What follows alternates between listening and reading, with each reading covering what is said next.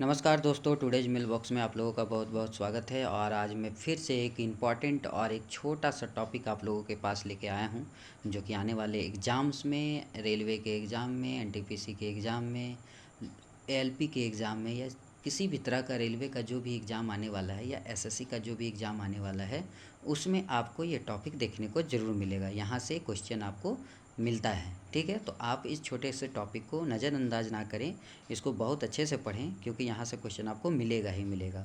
तो चलिए, समय को बर्बाद नहीं करते हुए हम लोग टॉपिक को स्टार्ट करते हैं। और आज का टॉपिक क्या है दोस्तों? विभिन्न प्रकार की कृषि विधियाँ।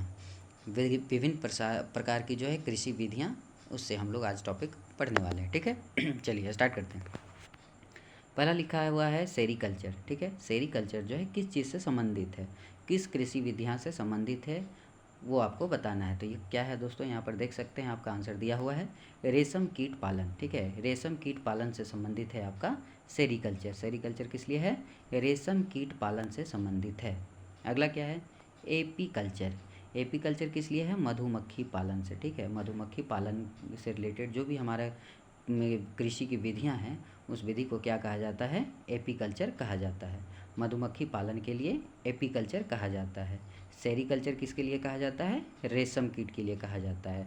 सेरीकल्चर किसके लिए कहा जाता है? रेशम कीट के लिए कहा जाता है। ठीक है, बढ़िया से सुनिए, एक बार सुनिएगा, आप लोग को जरूर याद हो जाएगा। ठीक है, हम हर एक क्वेश्चन को दो दो बार रिपीट कर रहे हैं। अगला क्वेश्चन है पीसी कल्चर। पीसी कल्चर किस लिए है? मत्स्य पालन के लिए। पीसी कल्चर किस लिए है? मत्स्य पालन के लिए। ठीक है, मछली पालन को हम लोग क्या कहा जाता है? पीसी कल्चर कहा जाता है। अगला क्या है?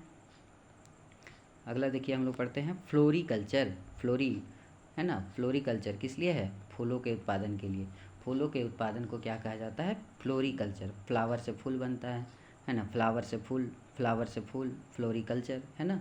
मैच कर रहा है, बहुत अच्छे से याद हो जाएगा। ध्यान से सुनिए आप लोग। विटीकल्चर। विटीकल्चर किस लिए होता है? अंगूर की खेती के लिए होता है। विटीकल्चर किस लिए होता है? अंगूर की खेती के लिए होता है। ठीक है, अगला है वर्मी कल्चर। और वर्मी कल्चर किस लिए संबंधित है? आपका केंचुआ पालन से संबंधित है। वर्मी कल्चर किस लिए होता है? केंचुआ पालन से संबंधित है। आप लोग कंपोस्ट बनाते समय आप लोग सुनते होंगे कि वर्मी कंपोस्ट बनाया जाता है।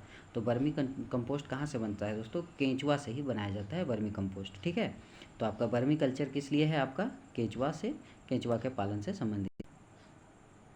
अगला क्या है? पोमोकल्चर। अगला क्या है? पोमोकल्चर। और पोमोकल्चर किस लिए संबंधित है? फलों के उत्पादन से संबंधित है। पोमोकल्चर किस लिए संबंधित है? फलों के उत्पादन से संबंधित है। और फूलों के उत्पादन के लिए क्या संबंधित था? आपका फ्लोरीकल्चर। फ्लोरीकल्चर फूलों के उत्पादन से, पोमोकल्चर फलों के उत्पादन से। ठीक है, कन्फ्यूजन नहीं रखना है।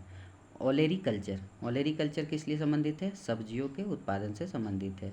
ठीक है, ओलेरीकल्चर किस लिए संबंधित है? तो सब्जियों के उत्पादन से संबंधित है। चलिए आगे बढ़ते हैं। हॉर्टिकल्चर। देखिए यहाँ क्या है? हॉर्टिकल्चर। हॉर्टिकल्चर किस लिए है? बागवानी से रिलेटेड है। हॉर्टिकल्चर किस लिए संबंधित है? वो है बागवानी से रिलेटेड। बागवानी करने के लिए जो कृषि विधियाँ हैं, कृषि विधि है, वो कौन सा है? आपका हॉर्टिकल्चर है। अगला क्या है? एरोपॉट्रिक। एरोपॉट्रिक जो कल्चर है, वो आपका किस लिए है? एरोपॉट्रिक ये आपका हवा में पौधों को उगाना। हवा में मतलब बिना मिट्टी का जो संपर्क में आए हुए, बिना मिट्टी के संपर्क में आए हुए हवा में जो है आपका पौधा उगाने का जो तरीका है, जो एग्रीकल्चर विधि है, उसको बोला जाता है एरोपॉट्रिक कल्चर। ठीक है, अगला है हाइड्रोपोनिक्स। अगला क्या है? हाइड्रोपोनिक्स।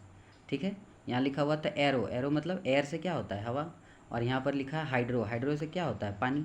तो जल में पौधों को उगाना। ठीक है, जल में पौधों को उगाना, जिसको क्या बोलता है? मृदा रहित, मान कि मिट्टी के मृदा रहित मतलब मिट्टी के बिना। ठीक है, मृदा रहित मतलब मिट्टी के बिना जल में पौधों को उगाना जो है, उसको क्या बोला जाता है? आपका हाइड्रोपोनिक्स बोला जाता है। ठीक है, उसको क्या बोला जाता है? हाइड्रोपोनिक्स। तो इस तरह से देख सकते हैं, हम लोगों ने फिर से एक छोटा सा टॉपिक और बहुत ही इंपॉर्टेंट टॉपिक कंप्लीट किया है।